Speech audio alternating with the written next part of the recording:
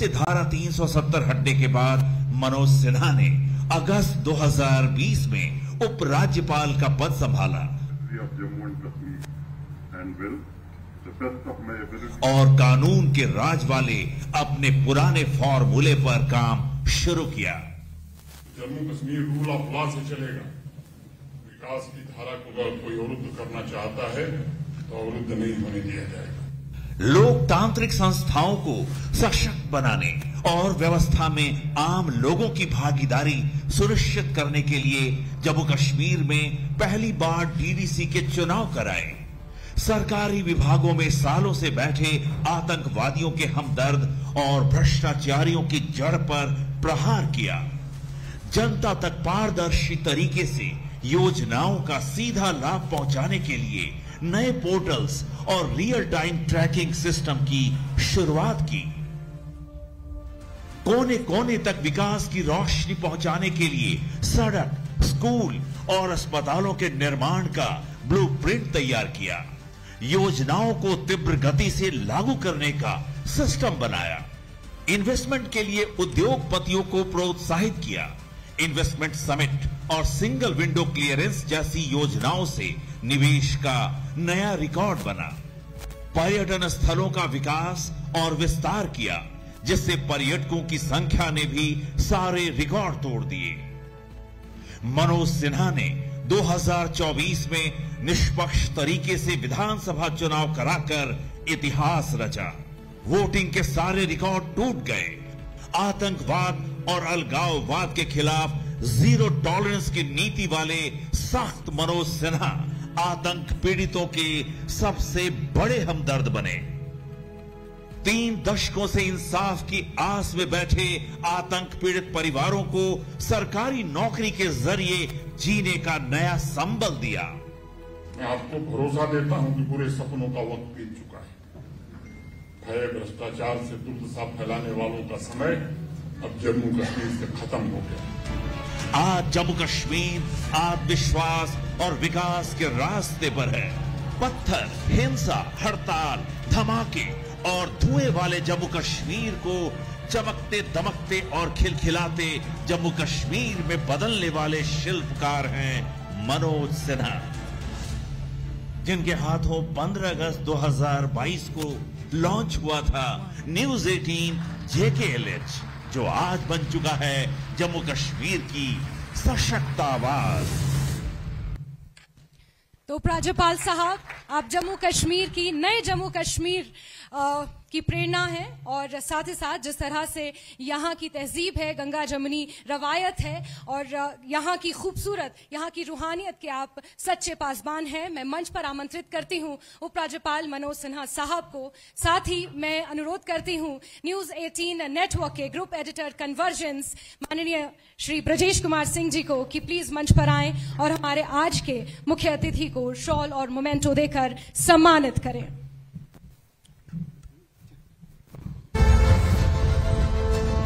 जोरदार तालियों के साथ स्वागत करिए हमारे आज के मुख्य अतिथि माननीय उपराज्यपाल मनोज सिन्हा जी।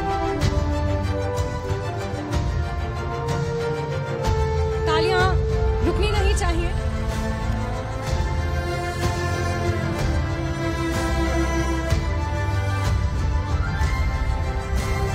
बहुत बहुत शुक्रिया सर। मैं साथ ही अनुरोध करूंगी सर से कि हमारी इस मुहिम प्राइड ऑफ जम्मू कश्मीर के बारे में 2 शब्द कहें, हमें इस मुहिम से अवगत कराएं सर।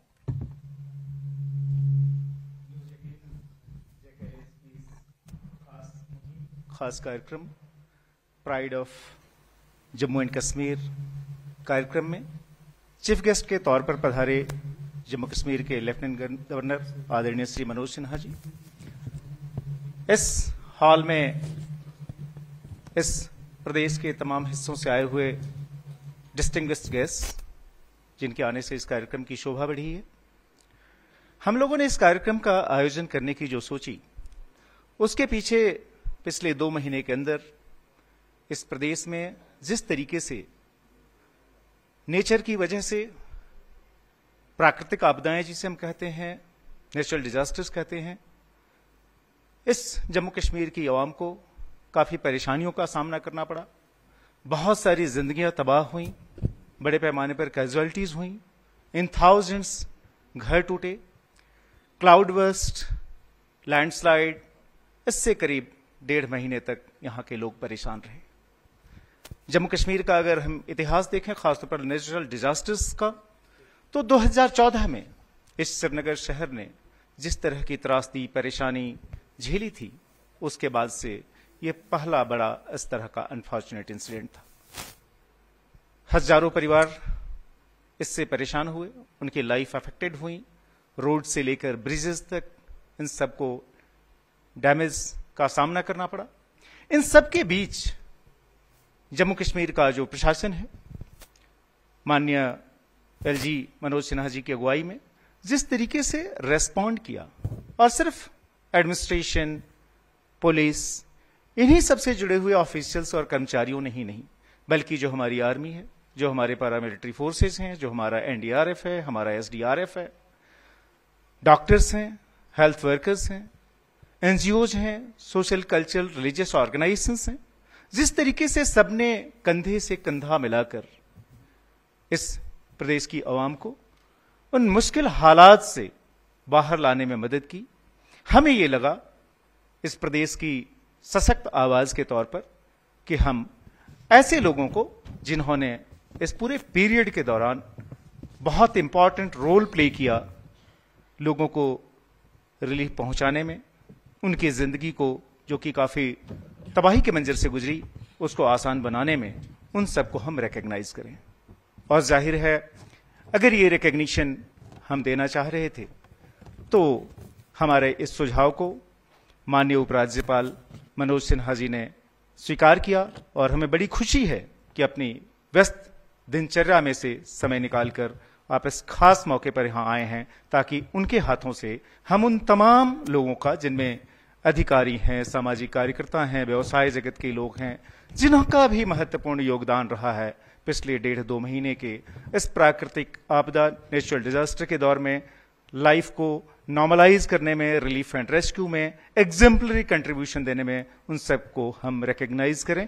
इसी मकसद से हम सभी यहां जुटे हैं। मैं एक बार फिर से मनोज सिन्हा जी का औपचारिक तौर पर स्वागत करता हूं कि वो इस हॉल में, एसकेआईसीसी के हॉल में पधारे हैं, और उन्हीं के करकमलों से हम उन तमाम हस्तियों को, उन तमाम अधिकारियों को, उन तमाम सामाजिक कार्यकर्ताओं को, समाज के अलग अलग हिस्सों से आए हुए लोगों को रिकॉग्नाइज करने जा रहे हैं अपने इस pride of Jammu and Kashmir award के जरिए।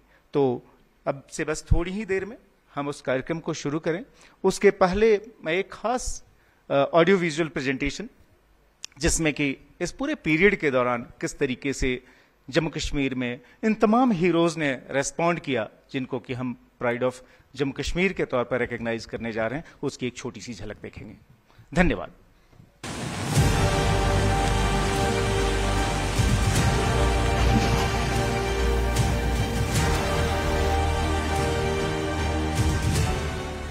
अगस्त के महीने में जम्मू कश्मीर पर कुदरत का चौतरफा कहर टूटा।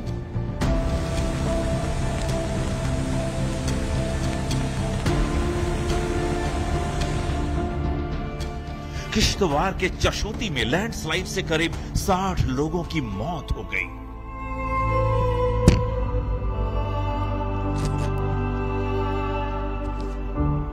जम्मू कश्मीर अचानक आई इस आपदा से अभी उबरा भी नहीं था कि 26 और 27 अगस्त को बादलों ने तांडव कर दिया।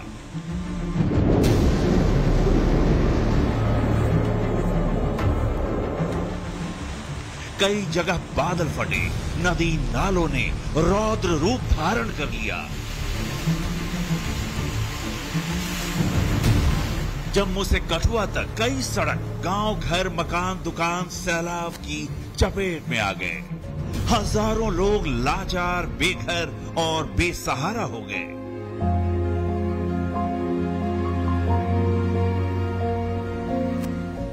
किसी को सैलाब ने घेर लिया, कहीं टूटी सड़कों ने रास्ता रोक दिया, कहीं मोबाइल सेवा ठप होने से लोगों का संपर्क टूट गया।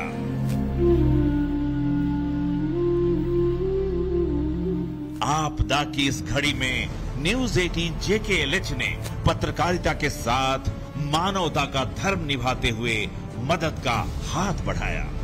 हमने शुरू की अपनी मुहिम, हमारी पहुंच आपकी ताकत।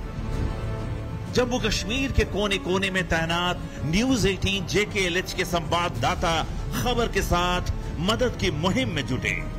हम ढूंढ ढूंढ कर पीड़ितों तक पहुंचे, उनका हाल जाना और जिम्मेदार नेताओं और अधिकारियों से उनका संपर्क कराया ताकि बताने वाला अपना दर्द बता सके और जिम्मेदार उन तक राहत पहुंचा सके। क्या आप आएंगे कुछ देर के बाद यहाँ पे? बिल्कुल भैया, हम बिल्कुल मदद कर देंगे। आप एग्जैक्ट मेरे को लोकेशन व्हाट्सएप कर दीजिए।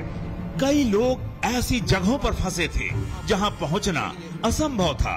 ऐसे लोगों की मदद के लिए न्यूज 18 JKLH ने हेल्पलाइन नंबर की शुरुआत की। टीवी सहित हर सोशल मीडिया प्लेटफॉर्म पर हेल्पलाइन नंबर जारी किया, जिससे कई और पीड़ितों का पता चला, जिनकी जानकारी संबंधित अधिकारियों और संस्थाओं तक पहुंचाई गई, जिससे उन तक मदद पहुंची। किसी भी तरह की कोई दिक्कत आती है, जस्ट वन कॉल। अगर आप अभी उधर हैं तो मैं 10-15 मिनट में इधर भी आ सकता हूँ। जी बिल्कुल सर, हम इधर हैं इन लोगों के साथ। यदि आप ये अपनी बात पे ये खड़ा उतरे हैं और 15 मिनट में ही ये यहाँ पे पहुँच चुके हैं। और यहाँ के लोगों से यही है हमारी पहुंच और आपकी ताकत।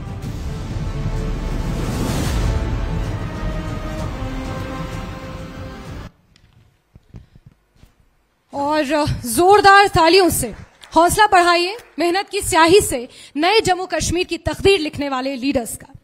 और अब मैं अनुरोध करूंगी उपराज्यपाल मनोज सिन्हा जी से कि उन तमाम लोगों का कि एक एक कर उन्हें मंच पर मैं आमंत्रित करूंगी और उन्हें सम्मानित किया जाएगा, क्योंकि प्राइड ऑफ जम्मू कश्मीर वो हैं। और जिस तरह से विपरीत परिस्थितियों में इन तमाम लीडर्स ने, जिसमें कुछ सोशल एक्टिविस्ट हैं, प्रशासनिक अधिकारी हैं, कुछ NGOs हैं, कुछ सोशल वर्कर्स हैं, सिविल सोसाइटी से जुड़े हुए कुछ लोग हैं, जिन्होंने बीते दिनों जम्मू कश्मीर ने जिस तरह से बाढ़ और आपदा का सामना किया उसमें अपने साहस का परिचय दिया और एक बार फिर से जम्मू कश्मीर को दोबारा अपने कंधों पर खड़ा करने का साहस दिखाया।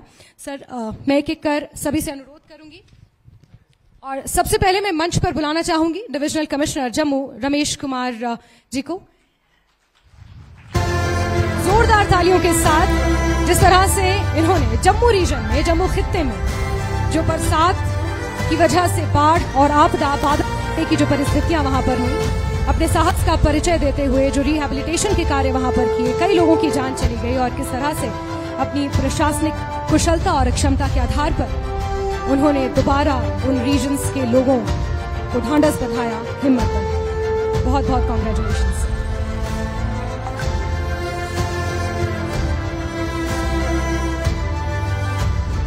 अब मैं मंच पर आमंत्रित करना चाहूंगी डिविजनल कमिश्नर कश्मीर अंशुल गर्ग जी को। उनके बिहाफ पर ये सम्मान एक्सेप्ट करेंगे। श्रीनगर उनके बिहाफ पर ये सम्मान एक्सेप्ट करेंगे। सर प्लीज जोरदार तालियों के साथ, क्योंकि श्रीनगर में भी जिस तरह से बाढ़ और आपदा आई और झेलम का जलस्तर कितना ऊपर पहुंच गया था, ये हम सब ने देखा। और किस तरह उस वक्त लोगों के बीच रहकर, लोगों के साथ शाना बशाना खड़े रहकर यहाँ के प्रशासनिक अधिकारियों ने जो काम किया उसकी हर तरफ सराहना होनी चाहिए। अब मैं मंच पर आमंत्रित करूंगी डिप्टी कमिश्नर उधमपुर मिस सलोनी राय जी को।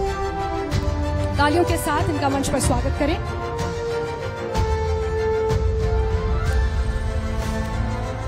और उधमपुर भी बाढ़ से जिस तरह ग्रसित रहा, उनकी लीडरशिप ने रेस्टोरेशन और रिहैबिलिटेशन के कार्यों को जिस तरह आगे बढ़ाया, उनके नेतृत्व में वो वाकई काबिल तारीफ है। मैंने कहा मैम, अब मैं बुलाना चाहूंगी डिप्टी कमिश्नर किश्तवाड़ पंकज कुमार शर्मा जी को और उनके बिहाफ पर अवार्ड रिसीव करेंगे एडिशनल DC पासवान कोतवाल जी, पवन कोतवाल जी। मैं आपसे अनुरोध करूंगी कि मंच पर आएं प्लीज। और अगर हम जम्मू खित्ते की बात करें तो 10 के 10 जिलों में जिस तरह से बाढ़ और आपदा की वजह से वहां के लोगों का जीवन अभी तक पटरी पर नहीं लौट पाया है और उसके लिए हमारे प्रशासनिक अधिकारी दिन रात लगे हुए हैं, डटे हुए हैं। उन्हीं के जज्बे को ये सलाम किया।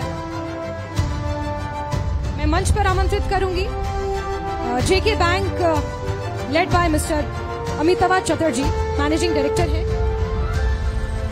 और उनके प्रतिनिधि इस अवार्ड को रिसीव करने के लिए यहाँ पहुंचेंगे। मैं अनुरोध करूंगी अगर उनके प्रतिनिधि यहाँ पर मौजूद हैं तो आए। चलिए, अब मैं अनुरोध करूंगी डिप्टी कमिश्नर बारामूला से मिंगा शेरपा साहब मंच पर आए और प्राइड ऑफ जम्मू कश्मीर से आपको सम्मानित किया जाएगा, क्योंकि बारामूला और अगर हम जम्मू कश्मीर के संपूर्ण जम्मू कश्मीर की बात करें तो जिस तरह से हमने एक फिल्म भी देखी कि किस तरह से बाढ़ और आपदा ने यहाँ पर लोगों के जीवन को प्रभावित किया।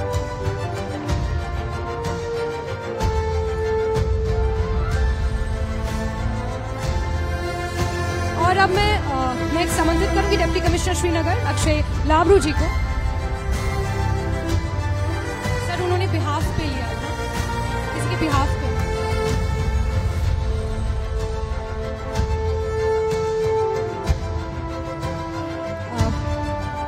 और नेक्स्ट मैं आमंत्रित करूंगी Birla open mines international school led by Ghulam Mohammad Lone sahab को, जो चेयरमैन है स्कूल के, क्योंकि न ही सिर्फ प्रशासनिक अधिकारी बल्कि सिविल सोसाइटी के भी जुड़े हुए कुछ लोग हैं जो महत्वपूर्ण रोल अदा कर रहे हैं नए जम्मू कश्मीर की तस्वीर लिखने में।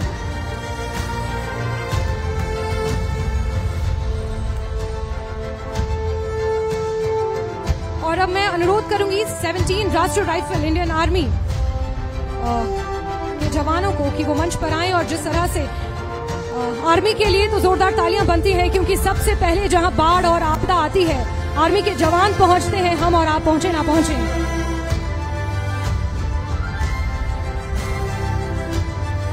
सेवनटीन राष्ट्रीय राइफल इंडियन आर्मी, इनके जज्बे को दिन रात खड़े रहकर लोगों की सेवा में, लोगों की जान बचाने में जिस तरह से इनकी भूमिका रही है, इनके सराहनीय प्रयासों के लिए इन्हें सलाम करते हैं। मैं अनुरोध करूंगी 235 इंजीनियरिंग रेजिमेंट इंडियन आर्मी का कि वो मंच पर आए और अपना ये अवार्ड ग्रहण करें। 235 engineering regiment Indian army, the pride of Jammu Kashmir, जिन्होंने बाढ़ की परिस्थितियों में अपने साहस का एक बार फिर से परिचय दिया है।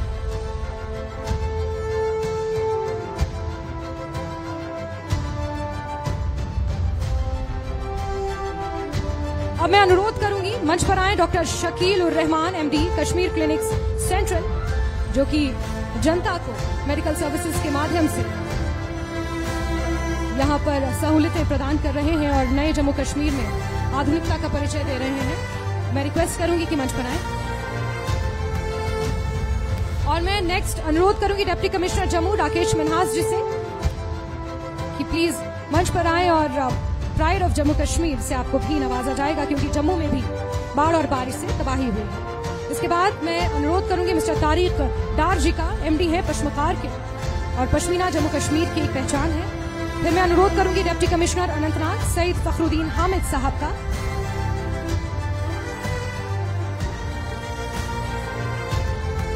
तालियां बजती रहनी चाहिए।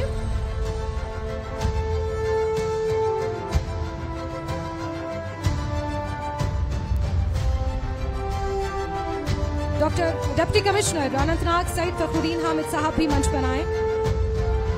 उसके बाद मैं रिक्वेस्ट करूंगी mister Ankush Gupta CEO buzzing bytes Jammu का। फिर मैं अनुरोध करूंगी डिप्टी कमिश्नर कठुआ राजेश शर्मा जी का।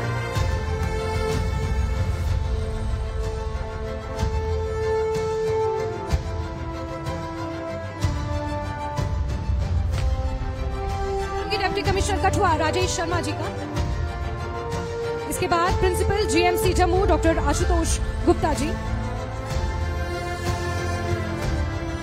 उसके बाद doctor KD Singh chairperson of KD groups of hospitals. मैं रिक्वेस्ट करूंगी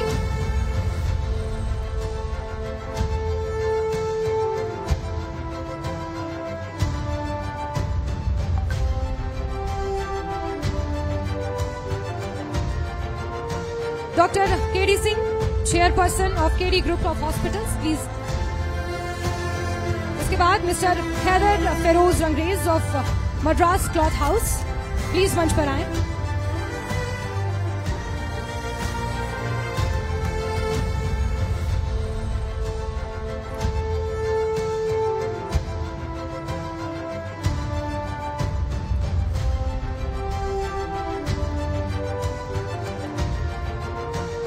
रिक्वेस्ट करूंगी mister Nuzhat Gul, secretary Jammu Kashmir sports council.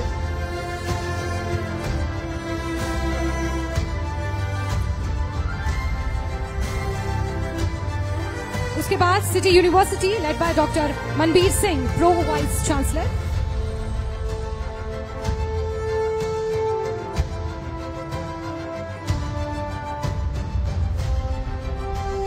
फिर mister Nitin Mahajan, assistant executive engineer, Jammu power distribution corporation limited.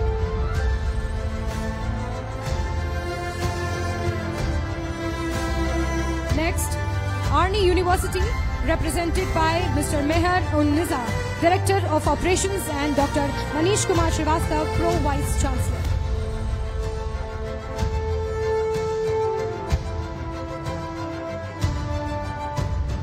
मैं रिक्वेस्ट करूंगी mister Aman, CEO Emergency Relief Organization।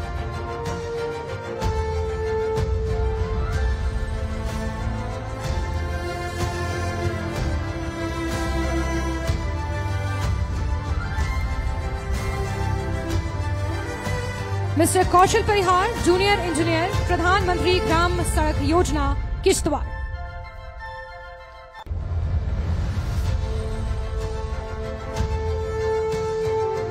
साथ ही मैं इनवाइट करूंगी save youth save future foundation के चेयरपर्सन को भी।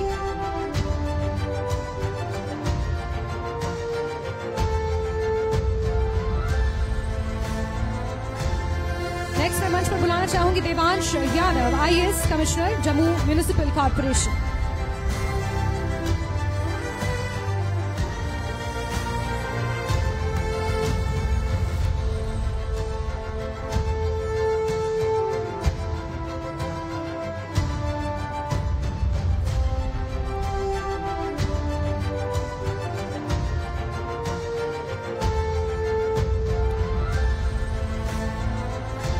मैं बुलाना चाहूंगी mister Mohammad Rafiq, business partner and slide.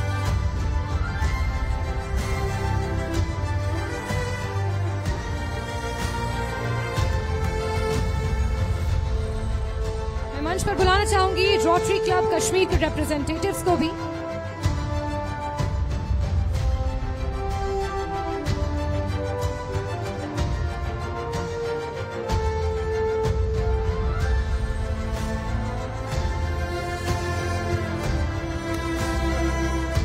मैं रिक्वेस्ट करूंगी जाहिद मनहास साहब से, SSP SDRF जम्मू।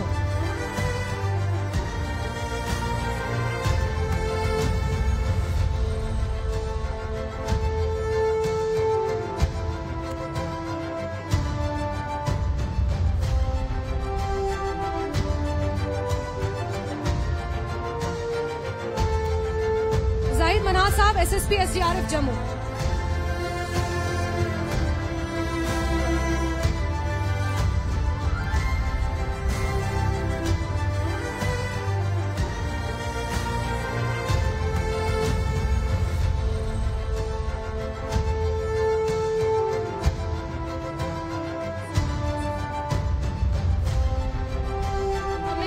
बुलाना चाहूंगी शौकत अहमद डार साहब, SP नॉर्थ, जुनैद वाली, DYSP deputy SP SDPO Mirganj.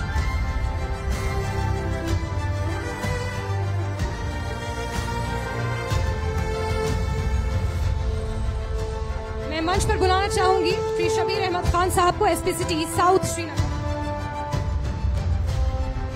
Shri Dheeraj Kumar, SDPO शाहिदगंज।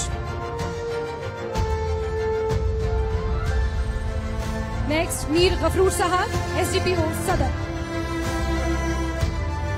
SP Imtiyaz Ahmad, Jammu Kashmir police services, SP west Srinagar. Deputy SP Zohaib Hasan, SDPO Panthachowk. Shri Raja Majid Bhat, SDPO Awantipora. Inspector Kushab Machi, SPO SHO Qaimoh. Inspector Majid Hasan, SHO Anantnag. PSI Rais Ahmad Bhat, DO फिरसार।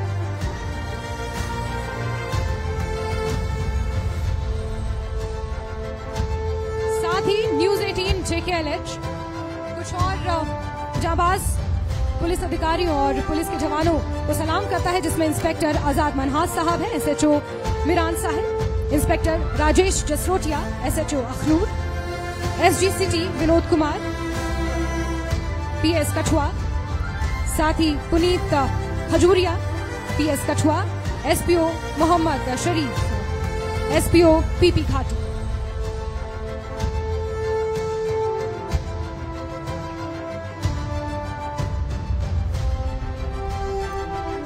साथ ही कुछ अन्य पुलिस अधिकारी हैं जिन्हें मैं मंच पर आमंत्रित करना चाहूंगी, अगर वो सभा सदन में मौजूद हैं। डॉक्टर शौकत अहमद डार, जुनैद वाली साहब,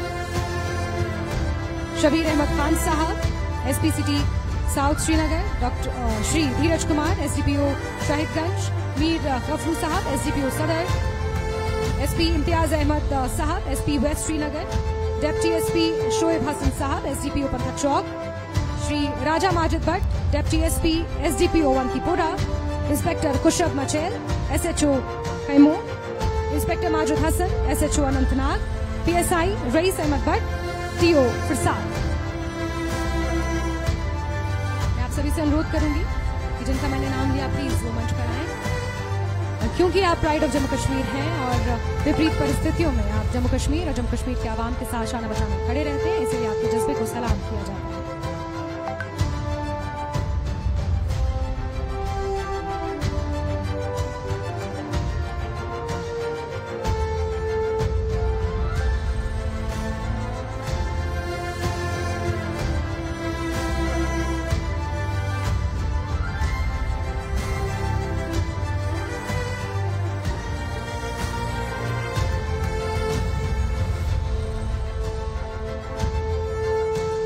आपका बहुत बहुत शुक्रिया सर, इतने व्यस्त समय में आपने हमारे लिए वक्त निकाला।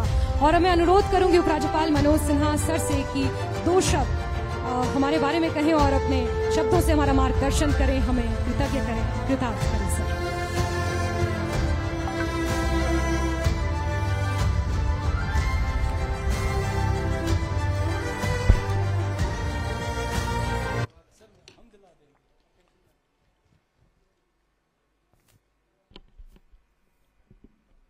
ब्रजेश जी, नेटवर्क 18 ग्रुप के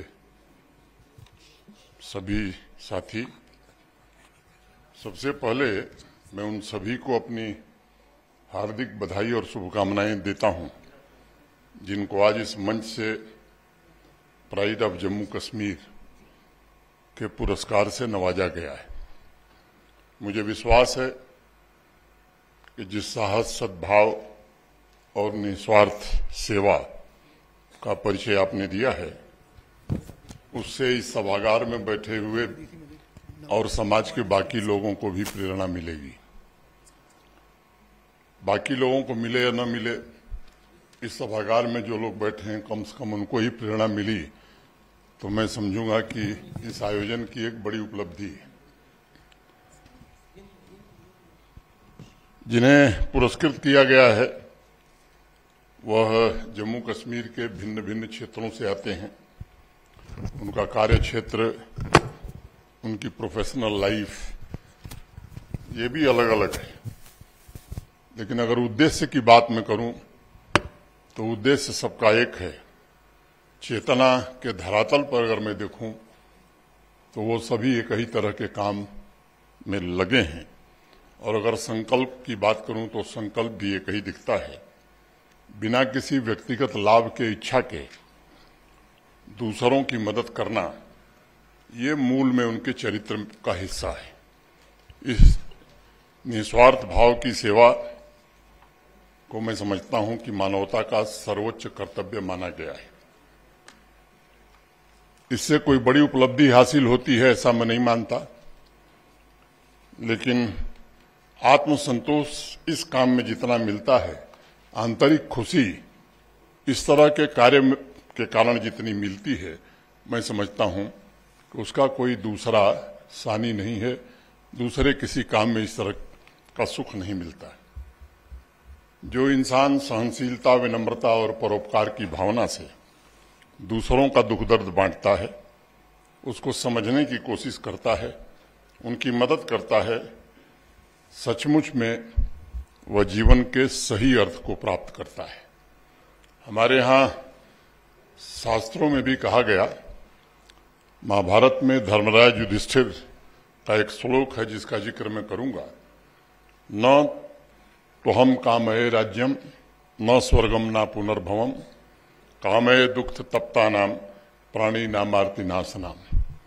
अर्थात मुझे राज्य की कामना नहीं है, मुझे राज्य न मिले तो भी कोई बात नहीं, मुझे स्वर्ग भी न मिले तो भी चलेगा, लेकिन हे प्रभु, हे ईश्वर, मेरी कामना यही है कि जो लोग दुखी हैं मैं उनकी सेवा कर सकूं। मैं समझता हूं कि आज जिन्हें नेटवर्क 18 द्वारा प्राइड ऑफ जम्मू कश्मीर के पुरस्कार से सम्मानित किया गया है, वो इसी भावना के जीवंत प्रतिमूर्ति हैं। मैं मानता हूं कि जीवन के दौड़ में इंसान अनेक बड़े मुकाम हासिल करता है, धन, पद, पदवी, तमाम चीजें मिलती हैं, लेकिन दूसरों के कष्ट को दूर करके जो सुख इंसान को मिल सकता है वही असली सुख हुआ करता है।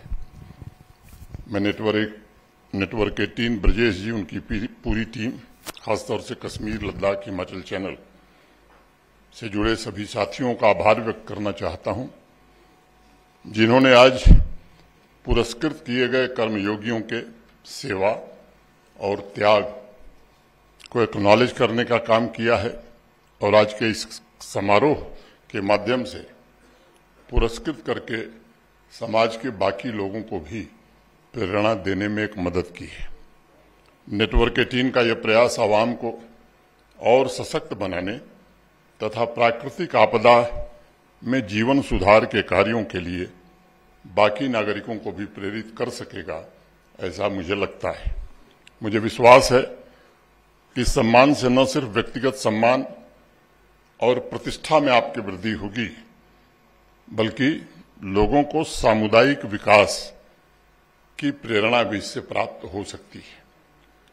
आज इस मंच से आवाम को एक बड़ा संदेश भी गया है। क्यों छाया साहब, आपको भी मिला है? अपने व्यक्तिगत लाभ की बात तो हर इंसान सोचता है, लेकिन ऐसे कम लोग होते हैं जो वह काम करते हैं जिससे दूसरे के जीवन में बड़ा बदलाव होता है, दूसरे को लाभ मिलता है। अवाम में मानवता के ऐसे सच्चे चेहरे भी हैं जो सुख को दूसरों के साथ बांटना चाहते हैं ताकि दूसरों का दुख दूर हो सके, और जिस समावेशी विकास की परिकल्पना हमारे संविधान निर्माताओं ने, नीति निर्माताओं ने की थी, उसे पूरा किया जा सके। एक दूसरा बड़ा संदेश जो इस मंच से जा रहा है वह यह है कि इंसान को प्रकृति के साथ तालमेल बनाकर, तादात्म्य बनाकर चलना सीखना ही होगा। आज सबसे बड़ी चिंता क्लाइमेट चेंज और उसकी वजह से बढ़ने वाली प्राकृतिक आपदाओं, नेचुरल कैलेमिटीज को लेकर के है। अभी बताया गया कि अगस्त का महीना जम्मू और कश्मीर दोनों संभागों के लिए बड़ा ही चुनौतीपूर्ण रहा, जम्मू के लिए विशेष रूप से चुनौतीपूर्ण रहा। जम्मू संभाग में सबसे ज्यादा प्रभावित, जम्मू संभाग सबसे ज्यादा प्रभावित था। 10 जिलों में एक के बाद एक प्राकृतिक आपदाओं ने सामान्य जनजीवन को पूरी तरह से अस्त व्यस्त कर दिया था। लेकिन ये सिलसिला अगस्त से नहीं शुरू हुआ। ये मुझे लगता है कि ऑपरेशन सिंदूर के बाद से ही जम्मू कश्मीर में ये सिलसिला शुरू हुआ था, जब पाकिस्तान की सेलिंग के कारण बहुत सारे लोगों का घर बर्बाद हुआ, अनेक बहुमूल्य जाने गई, अनेक नागरिक प्राकृतिक हादसा के शिकार हुए हैं, लोगों की संपत्ति का बड़ा नुकसान हुआ है, सरकारी इंफ्रास्ट्रक्चर की भारी तबाही हुई है और कई दिनों तक तो जीवन पूरी तरह से थम सा गया था। यही मंजर देश के बाकी हिस्सों में भी देखने को मिला। विशेष रूप से हिमालयन क्षेत्र के जो राज्य हैं वो भी भीषण प्राकृतिक आपदाओं का सामना कर रहे थे। अनेक नागरिक असमय हमसे बिछुड़ गए, सैकड़ों परिवारों की संपत्ति और घर का नुकसान हुआ, हजारों परिवारों के सर से छत चली गई। प्रशासन के एक आंकड़े के मुताबिक जम्मू संभाग में लगभग 42-4300 से ज्यादा घर पूरी तरह से तबाह हुए हैं।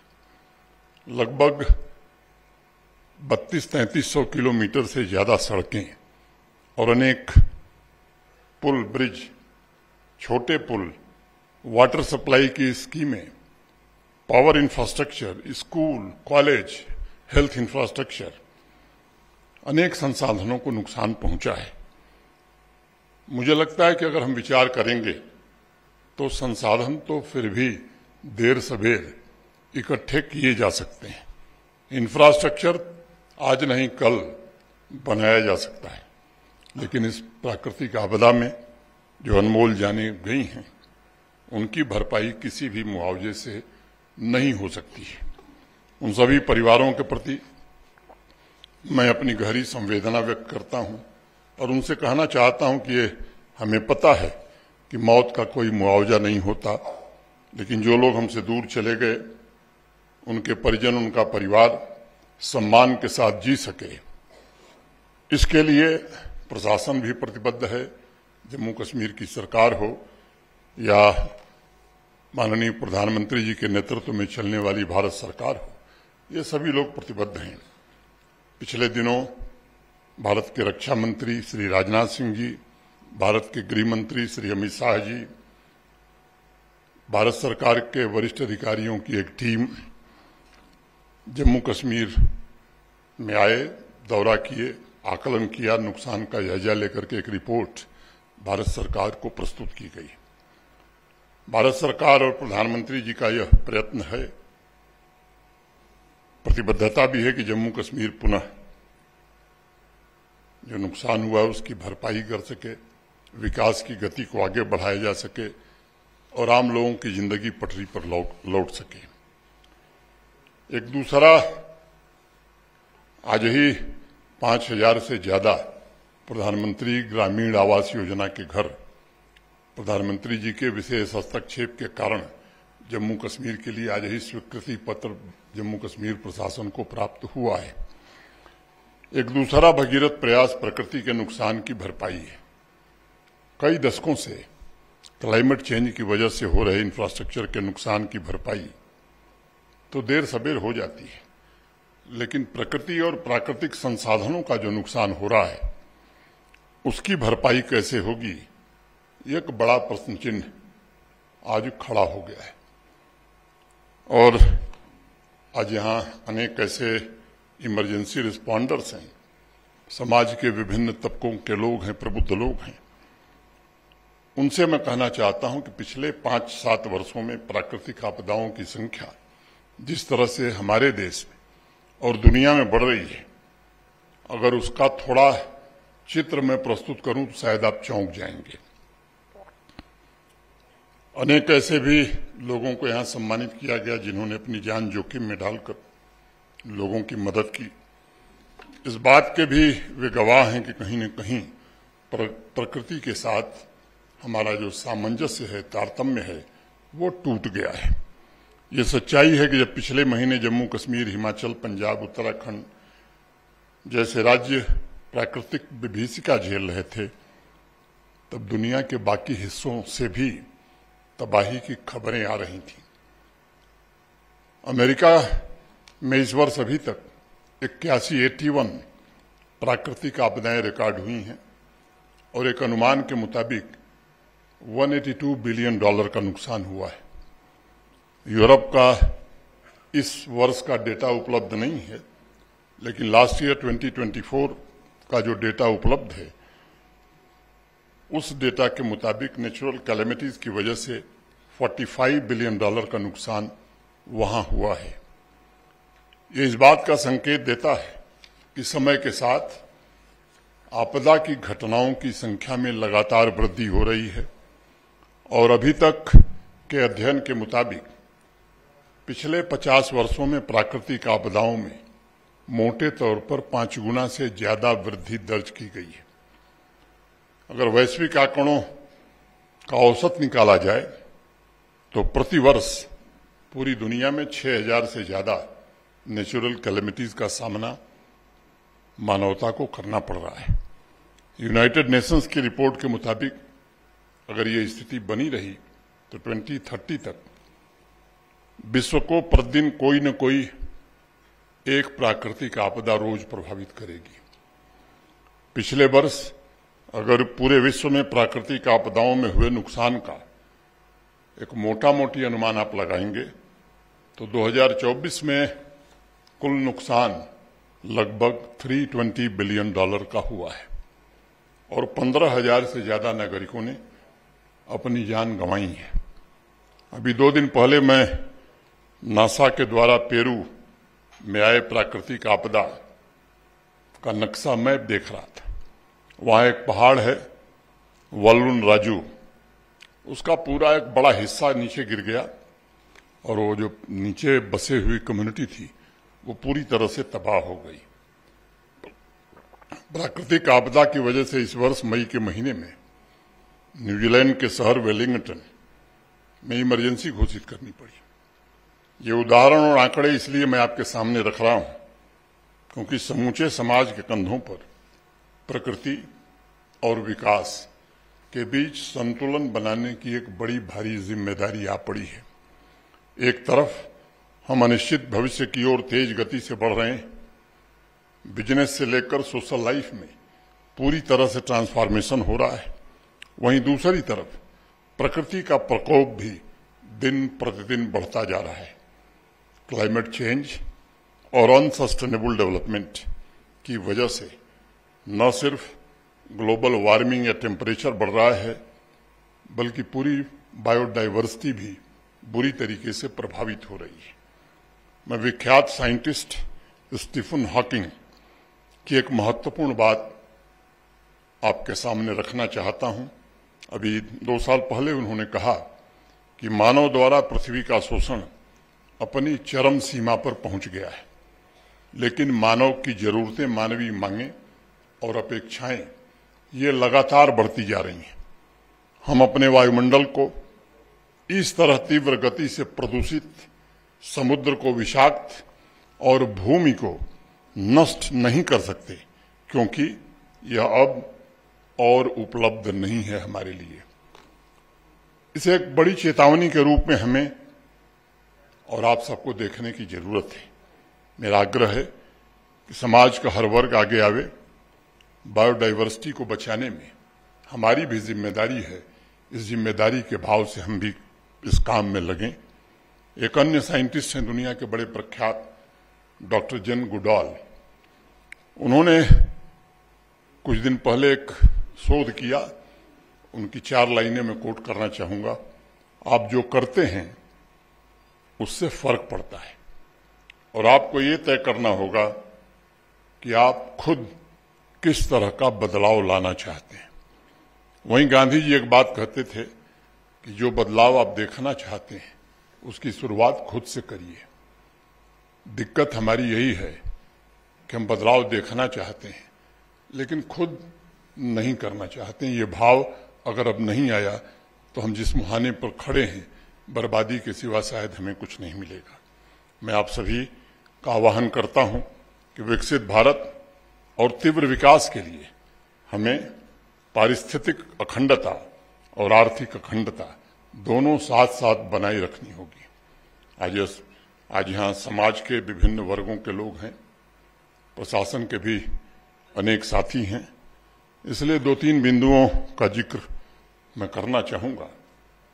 ये सच है कि पिछले 5-6 वर्षों में जम्मू कश्मीर ने एक लंबी उड़ान भरी है, लेकिन ये भी सच है कि उड़ान पच नहीं रही है बहुत लोगों को। अभी भी ऐसे तत्व हैं जो भावनाएं भड़काकर भोले भाले नागरिकों को उकसाने का काम आए दिन कर रहे हैं। ऐसे लोगों से समाज के प्रबुद्ध जनों को जरूर निपटना चाहिए और उन्हें बेनकाब भी करना चाहिए। अलगाववादी तत्वों का इकोसिस्टम आईसीयू में है, ये बात सबको पता है। हमें ये सुनिश्चित करना होगा कि अब अलगाववादी तत्वों को कहीं से भी ऑक्सीजन न मिले। हमें ये देखना होगा कि अलगाववादी तत्व समाज में अपनी पकड़ या अपनी पहुंच बढ़ा न पाए। बड़ी पुरानी लोकोक्ति है हमारे यहाँ कि एक गंदी मछली सारे तालाब को गंदा करती है, और मैं मानता हूं कि एक अलगाववादी तत्व पूरे अवाम की शांति, समृद्धि और विकास को नष्ट कर देता है। इसलिए ऐसे तत्वों को समाज भी आगे आकर बेनकाब करे, उनकी सूचना सिक्योरिटी फोर्सेस को, पुलिस को दे, ताकि कानून के तहत जो कार्रवाई करनी है वो कार्रवाई की जा सके। अनेक ऐसे लोग जो बड़े महत्वपूर्ण माने जाते हैं, उनसे भी मैं निवेदन करूंगा कि आम जनता की भावनाओं को भड़काने से कुछ मिलने वाला नहीं है। ये वक्त है कि विकसित भारत के निर्माण में आप भी योगदान दीजिए। 10-11 वर्षों में भारत दुनिया की 11वीं बड़ी अर्थव्यवस्था से आगे बढ़ते हुए दुनिया की 4थी बड़ी अर्थव्यवस्था बन गया है। दुनिया की सबसे तेज गति से बढ़ने वाली अर्थव्यवस्था आज भारत की है। क्या हम ये नहीं चाहते कि इस विकसित भारत में जम्मू कश्मीर का भी योगदान किसी दूसरे राज्य से कम न हो? पिछले 6-7 वर्षों में जम्मू कश्मीर की इकॉनमी भी डबल हुई थी। क्या इस रफ्तार को हम आगे नहीं बढ़ा सकते हैं? क्या इसमें हम अवरोधक का काम करेंगे? ये प्रश्न हैं जिन पर सबको एक साथ मिलकर के विचार करना चाहिए। आप सब साक्षी हैं कि पिछले 5-6 वर्षों की यात्रा निश्चित रूप से जम्मू कश्मीर के निर्माण में और समाज में अमन और तरक्की की नई सोच का सृजन करने में लाभदायक रही है। यह भी सच है कि दुर्भाग्य से ऐसा पड़ोसी हमें मिल गया है जो आतंकवाद और चंद अलगाववादियों से हमारे समाज के मनोबल को तोड़ने की कोशिश करता है। पिछले दिनों हमने अनेक बदलाव देखे, मैं उसका जिक्र नहीं करना चाहता हूं। अनेक स्थानों की चर्चा जो दूसरे कारणों से होती थी, अब उनकी चर्चा आज दूसरे कारणों से हो रही है। असंख्य नौजवान वहां तिरंगा लेकर के भारत माता की जय के नारे लगा रहे हैं। ये बदलाव निश्चित रूप से शुभ संकेत है। लाल चौक पर लहराता तिरंगा जम्मू कश्मीर की आकांक्षाओं का एक नया प्रतीक है। पुलवामा की सड़कों पर नौजवान आतंकवाद और अलगाववाद के खिलाफ आवाज बुलंद करे, इससे पूरी दुनिया में एक संदेश जाता है। पहलगांव हमले के पश्चात जिस तरह से यहाँ की आवाम आतंकवाद के खिलाफ उठ खड़ी हुई थी, मैं समझता हूं कि उसने एक बहुत ही अच्छा संकेत दिया है। ये कोई मामूली बदलाव नहीं है, हवा बदली है। समूचे आतंकी इकोसिस्टम के सफाई की ओर अब हम बढ़ सकते हैं। आर्मी, सुरक्षा बल, जम्मू कश्मीर पुलिस इन आतंकवादियों को कुचले, इसके लिए पूरी आजादी उनको दी गई है। एक बात मैं बार बार कहता हूं कि बेगुनाह को छेड़ो मत और गुनाहगार को छोड़ो मत। और ये कोई नारा नहीं है, ये डॉक्ट्रिन है जिस आधार पर सुरक्षा बल आगे बढ़ रहे हैं। मुझे सुरक्षा बलों के, जम्मू कश्मीर पुलिस के शौर्य पर पूरा भरोसा है और मैं आश्वस्त हूं कि वह दिन दूर नहीं है जब जम्मू कश्मीर भी पूरी तरह आतंकवाद से मुक्त होगा। यह शाश्वत सत्य है कि शांति के बिना विकास दुनिया के किसी कोने में नहीं हुआ है, और इसलिए मैं निजी तौर पर मानता हूं कि नागरिकों की भी जिम्मेदारी है कि आतंकवाद के खिलाफ इस लड़ाई में पुलिस बल, आर्मी और सुरक्षा बलों का सहयोग करें। समाज से आतंकवाद और अलगाववाद के कलंक को धोना ही होगा।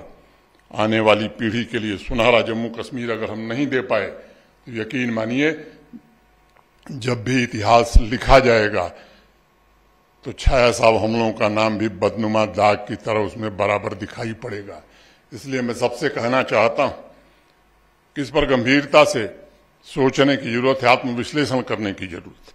मैं पुनः एक बार प्राइड ऑफ जम्मू कश्मीर से सम्मानित सभी साथियों का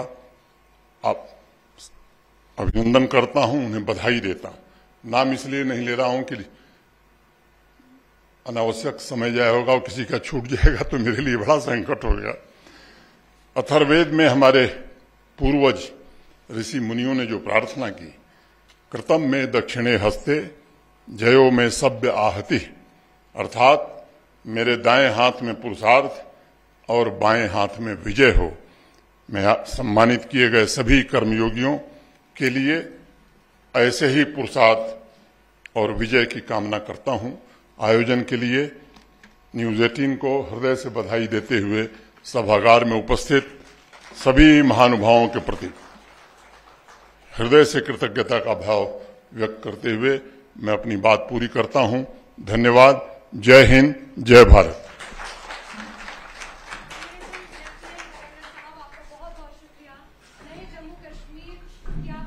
प्रेरणा है, सशक्त जम्मू कश्मीर की आप प्रेरणा है। और जब नए जम्मू कश्मीर की जब हिस्ट्री लिखी जाएगी तो सुनहरे हरफों में जो नाम लिखा जाएगा वो नाम है उपराज्यपाल मनोज सिन्हा जी का।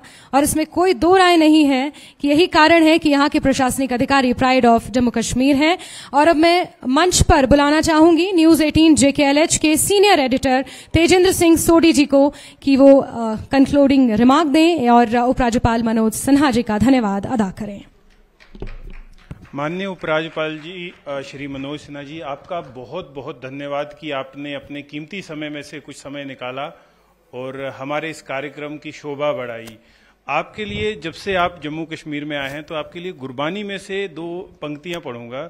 सूरा सो पहचानिए जो लड़े दीन के हेत, पुरजा पुरजा कट मरे कभू न छाड़े खेत। तो आपने ये जो खेत संभाल के रखा है कि इसको छोड़ना नहीं है और इसके लिए जी जान निछावर कर देनी है, वो उस जज्बे को हम सलाम करते हैं, न्यूज 18 सलाम करता है। मैं अपने group editor convergence integration Brajesh Kumar Singh ji के तरफ से, नेटवर्क 18 की तरफ से सारे जितने हमारे अवार्डीज हैं सबका धन्यवाद करता हूं, उन्हें शुभकामनाएं देता हूं। और आपका बहुत बहुत धन्यवाद उपराज्यपाल जी कि आपने समय निकाला और हमारे इस कार्यक्रम की शोभा बढ़ाई। शुक्रिया। Thank you Tejendra sir. और अब मैं आप सभी से